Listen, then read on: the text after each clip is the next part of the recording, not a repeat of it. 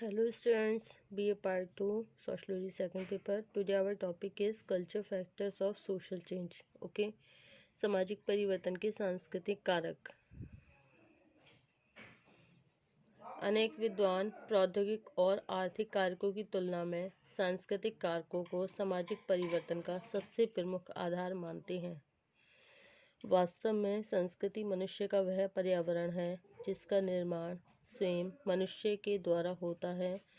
हम जितने भी भौतिक पदार्थों, विश्वासों, आदतों, व्यवहार के ढंगों और परंपराओं से घिरे होते हैं, निश्चय ही हमारे सामाजिक जीवन को प्रभावित करने में उनकी भूमिका सबसे अधिक महत्वपूर्ण होती है।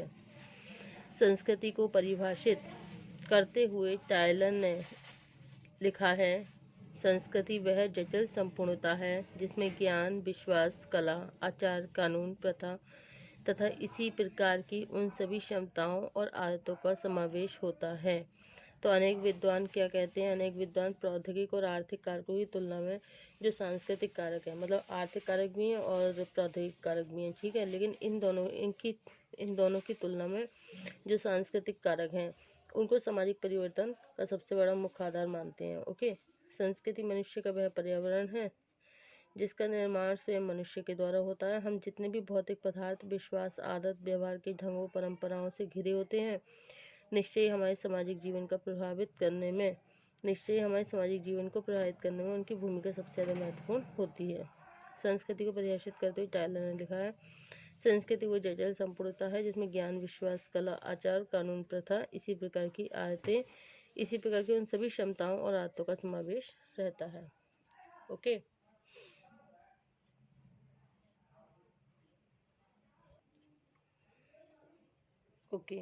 संस्कृति उन भौतिक और बौद्धिक साधनों अथवा उपकरणों की संपूर्णता है जिसके द्वारा मानव अपनी जैविकीय तथा सामाजिक आवश्यकताओं को पूरा करके अपने पर्यावरण से अनुकूलन करता है। ओके, अकॉर्डिंग टू बोगार्डस ने कहा है कि सामाजिक आवश्यकताओं को संतुष्ट करके अपने पर्यावरण से अनुकूलन करता है। ओके, मतलब सामाजिक आवश्यकताओं को संतुष्ट करके अपने पर्यावरण से अनुकूलन करता है। किसी समूह के कार्य, अकॉर्डिंग टू बोगार्डस, किसी समूह के कार्य करने और विचार करने के तरीकों की संपूर्णता का नाम ही संस्कृति है। ठीक है, किसे कहते हैं संस्कृति? कि किसी भी समूह के कार्य करने और विचार करने के जो तरीके होते हैं उन तरीकों की संपूर्णता का नाम ही क्या है? संस्कृति है। इन कथनों से स्पष्ट होता है कि संस्कृति का क्षेत्र अत्यधिक व्यापक है। संस्कृति में उन सभी भौतिक, अभौतिक तथ्यों का समावेश होता है जिन्हें व्यक्ति सामाजिक सीख के द्वारा प्राप्त करता है अथवा जिनका वह निर्माण करता है। ओके, इस प्रकार संस्कृति का एक पक्ष भौतिक है जिसमें विभिन्न प्रकार की भौतिक वस्तुएं जैसे उपकरण, मशीन, इमारत, कलात्मक वस्तुएं, खाद्य पदार्थों और जीवन में उपयोग में लाई जाने वाली अनेक दूसरी वस्तुओं का समावेश होता है। संस्कृति का दूसरा पक्ष अभौतिक अथवा अमूर्त है जिसमें हम विभिन्न प्रकार के विश्वास, विचार, नियमों, प्रथाओं, परंपराओं और शिष्टाचार के तरीकों को सम्मिलित करते हैं। स्पष्ट है कि संस्कृति के यह सभी भौतिक और अभौतिक तत्व सामाजिक परिवर्तन उत्पन्न करने में एक महत्वपूर्ण भूमिका निभाते हैं। ओके, अब है अकॉर्डिंग टू मेकाईवन ने क्या कहा है कि सामाजिक परिवर्तन में सांस्कृतिक कारकों की भूमिका, सामाजिक परिवर्तन में सांस्कृतिक कारकों की भूमिका प्रौद्योगिक कारकों से कहीं अधिक महत्वपूर्ण होती है। किससे ज़्यादा महत्वपूर्ण होती है? प्रौद्योगिक कारकों से कहीं अधिक महत्वपूर्ण होती है। इसका उदाहरण देते हुए मेकाईवन ने लिखा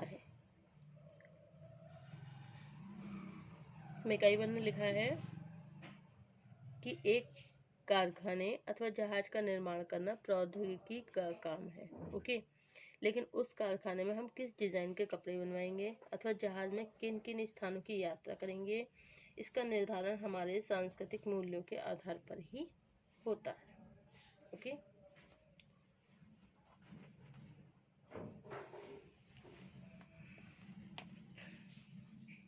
सांस्कृतिक विशेषताएं ही व्यक्तियों के विचारों, मनोवृत्तियों और व्यवहार के तरीकों का निर्धारण करती है।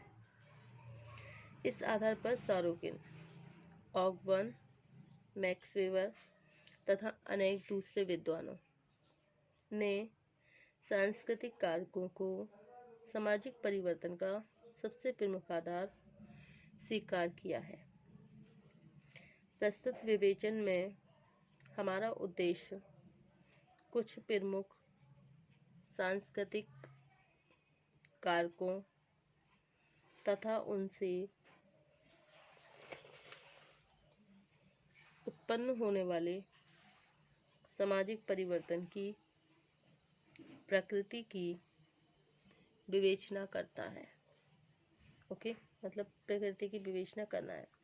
प्रस्तुत विवेचन में क्या है, हमारा उद्देश्य क्या है, कुछ प्रमुख सांस्कृतिक कारक तथा उनसे उत्पन्न होने वाले सामाजिक परिवर्तन की प्रकृति की विवेचना करना है। ओके,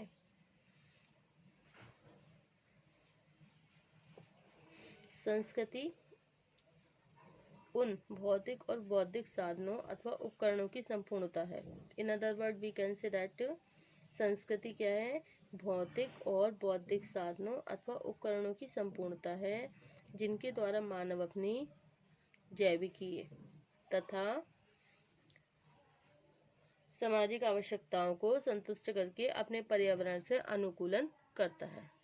ओके, तो इस प्रकार हम ये कह सकते हैं कि संस्कृति क्या है, किसी समूह के कार्य करने और विचार करने के तरीकों की संपूर्णता का नाम ही संस्कृति। मतलब किसी भी समूह के कार्य करने, किसी समूह के कार्य करने और विचार करने के तरीकों की संपूर्णता का नाम क्या है, संस्कृति है। ओके, अब हमारा नेक्स्ट टॉपिक है सामाजिक परिवर्तन के सांस्कृतिक कारक, cultural factor, culture factors of social change. Okay, culture factors of social change.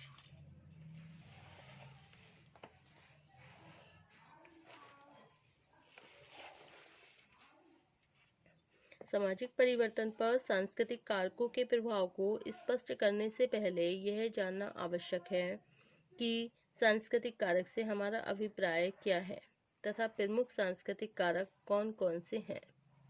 वास्तव में संस्कृति के विभिन्न प्रतिमान अथवा दशाएं जो सांस्कृतिक संरचना का प्रमुख अंग होती हैं, उन्हीं को हम सांस्कृतिक कारक कहते हैं। इस दृष्टिकोण से कुछ सांस्कृतिक कारकों जैसे प्रौद्योगिकी, भौतिक आविष्कारों तथा दैनिक उपयोग में लाई जाने वाली वस्तुओं का रूप इतना स्पष्ट होता है कि उनके प्रभावों की स्पष्ट माप की जा सकती है। दूसरी ओर संस्कृति के भौतिक पक्षों से संबंधित विशेषताएं जैसे धार्मिक आचार, मनोवृत्तियाँ, धार्मिक हैं, आचार हैं, मनोवृत्तियाँ हैं, विचार हैं अथवा विश्वास हैं, हमारे व्यवहारों को एक बड़ी सीमा तक प्रभावित अवश्य करते हैं, लेकिन उनके प्रभाव की निश्चित माप कर सकना बहुत कठिन है। ओके, तो सामाजिक परिवर्तन पर सांस्कृतिक कारकों के प्रभावों को स्पष्ट करने से पहले यह जानना जरूरी है कि सांस्कृतिक कारक से अभिप्राय हमारा क्या है, क्या प्रमुख सांस्कृतिक कारक कौन कौन से हैं। ओके, कौन कौन से हैं सांस्कृतिक कारक। वास्तव में संस्कृति के विभिन्न प्रतिमान अथवा दशाएं, संस्कृति के विभिन्न प्रतिमान अथवा दशाएं जो सांस्कृतिक संरचना का प्रमुख अंग होती हैं,